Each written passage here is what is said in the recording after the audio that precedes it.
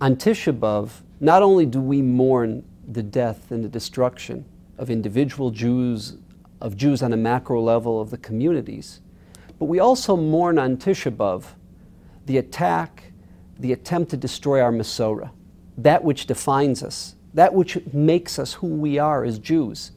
It gives us the ability to think, to see the world, to relate to the Almighty, to relate to each other. The world of the Masorah. In the 41st Kinnah, which we're going to discuss and analyze the events that led up to that tragedy, as well as the tragedy itself and its aftermath, focuses and addresses that issue. In the Talmud, and now that after 1965, after Vatican II, we've gone and we've been able to take out the Christological references that originally were part of the Talmud, we understand why in 1240 in Paris, an apostate Jew by the name of Nicholas Donin is put up by Pope Gregory IX, who's has a significant, tremendous influence over Louis IX. Louis IX, that the world refers to as St. Louis, and nothing against the city of St. Louis, but was a man who, when Jews mention Louis IX's name, we break out in goosebumps because of what he did. This event that we'll explain in a second is the event that essentially destroyed, wiped out French Jewry, and almost destroyed Ashkenazic Judaism. And what is that? The Christological references that speak about the heresy of the Apostle Paul, that speak about the history of the carpenters of Nazareth as a Talmud Toah, that speak about the inception and the history of the carpenter of Nazareth, which is a very different story and a very different perspective than that of Christian theology. It was brought up on trial, as was the Talmud as a work, was brought up on trial as a heretical, anti-Christian, anti-Trinity work. And who sat as the judge and the jury? It was the Dominican friars. You have to understand, in the early 13th century in France, in 1209, the works of Aristotle were put on trial and destroyed. In 1232 in Montpellier in Provence, the works of the Rambam were put on trial and destroyed. So this trial of the heresy of the Talmud, the Torah Shebaal Peh that defines us, that shapes us as Jews, was attacked, was challenged. Our theology was challenged. And after the foregone conclusion of this trial, which Rabbeinu Yechiel of Paris, who was forced to defend our theology, our Torah Shebaal Peh, but again it was a foregone conclusion.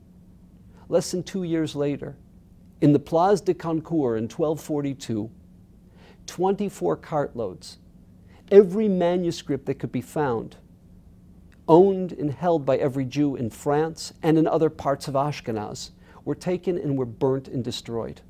Now take into account, if every volume of the Talmud were destroyed today, it would be a tragedy. But we could go to printing presses and we could reprint them within months. We're talking about pre the printing press, pre-Gutenberg.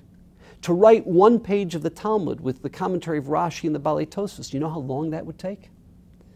This destroyed, this wiped out the Jewish experience, the Jewish dynamism that existed in France. And keep in mind, this is crucial. France was not just anywhere.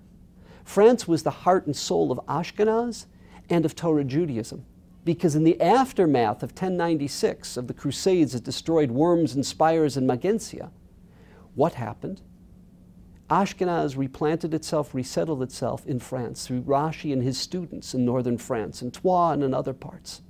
And in fact, the author of the Kinnah, the 41st Kinnah, those of you who have the Rabbi Soloveitchik Kinnos, it's on page 590. But the author of this Kinnah, Sha'ali Srufa Ba'esh, is none other than Rav Meir of Rothenburg, the great young scholar who at the time of the trial was only 25 years old. He travels from Rothenburg, from Germany, to study by Rabbi Yechiel of Paris. He comes to Paris to study. Why? Because essentially Germany is first starting to rebuild itself. It's become almost Judenrein, and it has lost itself as the center of Torah, which was transplanted to France in the aftermath of the First Crusade of 1096. So now, in that aftermath with the destruction of French Jewry, do you understand the consequences, the terrible, horrific consequences of these events? And before we get into some of the details, we today, hearing and listening to the heresy, to the attack on Judaism as a theology, on the principles, the ethics and morals of Judaism, the philosophy, the theology of Judaism, coming out of different parts of Islam, coming out of different Sunni circles, different Shia circles. This is not just the story of what happened to Ashkenaz Judaism in 1240 and 1242. Sha'ali Srufa Ba'esh, this powerful kinnah, written by an eyewitness observer, the great mayor of Rothenburg, it speaks to us, it's relevant, and it's as potent and significant today in the context of the world that we live in as it was then. What happened? You ever noticed the term amongst Sephardic Jews, Ashkenazi, which means a German, which is a strange term for a Sephardic Jew, Tsarfati, which literally means a Frenchman, which is also a strange term for a Sephardic Jew. Why are they called Ashkenazi Tsarfati? In the aftermath of this event, French and Provençal Jews, by the hundreds, in some case by the thousands, they crossed the Pyrenees and they moved to Sfarad. They moved to Spain. Again, it's before the Christian reconquest. They thought and they hoped that they would find religious freedom there. They thought and they hoped that they would find a world where they could live, they could study, they could educate their children there, because that was taken away from them in the aftermath of the burning of the Talmud of 1242 in the Place de Concours. Likewise, many French Jews started moving back into Germany at this point. You find a repopulation of German Jewry and of study centers. The greatest of them all is Rabbi Meir of Rothenburg and his students, Rabbeinu Usher, the Hagos Ashri, the Mordechai ben Hillel, who settles in Nuremberg. All this takes place in the aftermath of this event.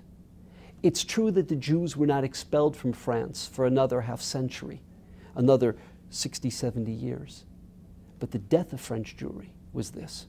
And I'll give one example. And as we mentioned earlier, there's only one extant copy of the Talmud that it seems survived this. And what was that? The München, the Munich version, which you can see in the Dikduke Sofrim. In 1965, after Vatican II, when we were allowed access to manuscripts, Jewish manuscripts from medieval times that exist in the Vatican, so we were able to take out the Gemaras that we never learned for the last 700, 800 years, from Sota, from Brachos, Sanhedrin, Chulin, and we're able to see what? That which in the aftermath of this event, the Jewish community never wanting this to happen again, we self-centered all Christological references out of the Talmud. We self-centered the famous line in Aleinu, Shehem mishtachavim lehevel varik, which the Christians thought was applying to them.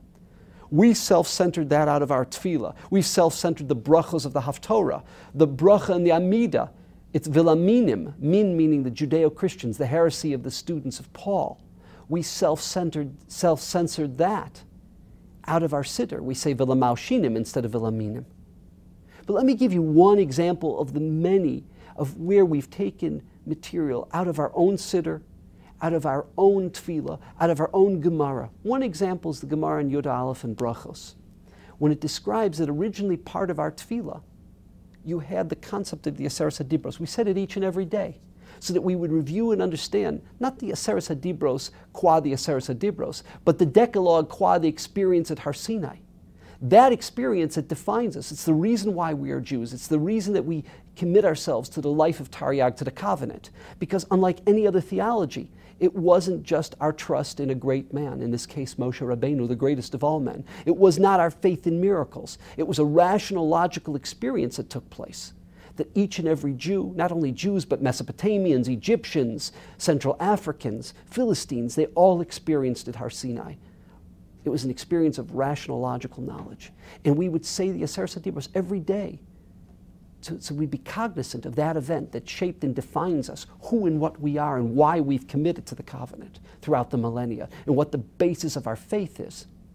So the Gemara says, Kfar bitlum Our version, the Jewish self-censored version, says Kvar bitlum mipnei tar omes ha'akum, because of the provocations of the pagans. What's that referring to?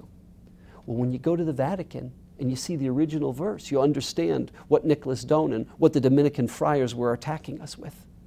The real version said mipnei tar omes haminim. And if you look at Rashi, which we don't have, the Rashi there, who are the minim? Talmidei Yeshu Hanotzri, the students of Jesus of Nazareth. What's the point? The Apostle Paul, who survived, unlike the mainstream Judeo-Christian community that died in the Bar Kokhba revolt and that were killed by the Romans, he who was living in Syria, the last man standing, he took his theology, which was an abrogation of the covenant, which was an abrogation of deed, of a commitment to a life of the Taryag mitzvos, a life of living and acting in the context of the philosophy of Judaism, not just a life of creed. And what did he say? He said, you see, this is the only thing from God. The Jews themselves have it in their siddur. You see it? The fact that they say it every day, they acknowledge the rest is man-made. That was part of the heresy that he used to justify his whole abrogation of the covenant in order that he could sell Judaism, market it to the pagan world, to the Roman pagan world, which he was very successful. What happened? We took it out of our siddur. Why do we take it out of our siddur? That God forbid no one would have a support. No one could turn to us and say that there's a support for that kind of a heresy. This is an example of the kind of wars that were battled. Philosophical wars, the attack on us, the attack on our theology, and why in the aftermath of the burning of the Talmud we self-censored this. One comment that we'll make, and many of you are familiar with the great Rabbeinu Yonah, Rabbeinu Yonah of Harona, the Spanish Rishon. The work Sharei Tshuva, the great work Sharei Tshuva, was really the Rabbeinu Yonah being introspective, looking at himself, looking at Provençal Jewry, at Spanish Jewry, in the attack, in the critique that was so harsh against the Rambam's philosophical works, be it the Moreh Nevuchim, be it the work of Sefer Mada, the beginning of the Mishnah Torah. That where Jews went to the Christians, where Jews go to the Dominican friars and say that the works of Maimonides are anti-Christian, they're heretical. Well, he saw a Mida Keneged Mida. We acted the way we did vis-a-vis the work of the Rambam and vis-a-vis critiquing and attacking those who supported philosophically the positions of the Rambam, that we led, so to speak, through Sinas Chinam to the destruction of the works in Montpellier in 1232. He saw what happened a decade later at the Place de Concours. He saw it as a Mida Keneged Mida. In the Sharei Tshuva, is if he felt that as a great scholar, he was used or he lent a hand to those who brought about the events of the works of the Rambam, the destruction of the works of the Rambam, his Sharei Tshuva after 1242 was he going through introspection and speaking to Spanish Jewry, to Provençal Jewry. Look what's happened. Now it's when the Christians get involved, it's no longer the works of the Rambam. It's the heart and soul of Judaism, the whole Torah Shebaal Peh, the Talmud. And it was the destruction not only of French Jewry, but the whole school of the Balei Tosfos, their ability to teach, the ability to communicate. It was the destruction of the Masorah, an attack on the Masorah. And the Rav Zatzal said it's a miracle. It's an absolute miracle that the Masorah has survived what happened in the aftermath of the events of 1240 and 1242. Sha'ali srufa ba'esh. And I ask of you, please, it starts on page 590 in the Rabbi Soloveitchik Kinos, to learn it, to study it. And you hear the eyewitness account, and you hear the consequence, and you see the ramifications of when not only they attack Jews, but they attack what defines us as Jews, the very heart and soul of what makes us a Jewish people, what gives us our lifeblood. The Torah, as Saadia Gaon said, Ein umma seinu umma ela bishvil haTorah. Why are we who we are? Why are we what we are? It is strictly a function of the axioms and postulates, philosophical and ethical, that which we call the Torah Shebaal Peh. This is a brief introduction to what we mourn for on Tisha B'Av, one aspect of the mourning on Tisha B'Av, and a brief introduction to the extremely powerful Kinnah written by Rav Meir of Rothenburg, the man who eventually goes on to try to rebuild Ashkenaz. Rav Meir of Rothenburg, the Maharam, the eyewitness to this tragic, tragic event that took place in the middle of the 13th century in France. Thank you.